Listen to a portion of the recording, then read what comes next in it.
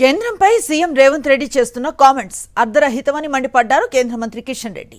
ఎలాంటి అనుమతులు లేకుండా విదేశీ పర్యటనకు ఎందుకు వెళ్లారని ప్రశ్నించారు. సీఎం స్థాయికి తగ్గట్లుగా ఈ పర్యటన లేదని విమర్శించారు. విదేశీ పర్యటనలకు సంబంధించి తాము కొత్తగా ఎలాంటి నిబంధనలు పెట్టలేదని, స్వాతంత్ర్యం వచ్చినప్పటి నుంచి ఉన్న నిబంధనలనే అమలు చేస్తున్నామని స్పష్టం చేశారు కిషన్ రెడ్డి.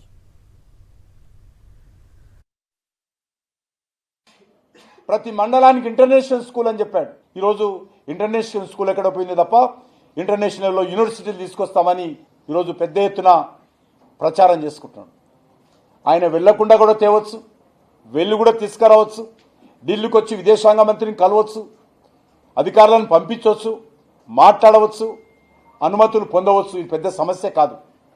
ఎందుకోసం రిజెక్ట్ చేశారో, ఏమైనా పొరపాట్లున్నాయా, ఏమైనా తప్పుడు నిర్ణయాలు తీసుకున్నామా, దాన్ని సరిదిద్దుకోవచ్చు, గొప్పలుకోవాల్సిన అవసరం లేదు.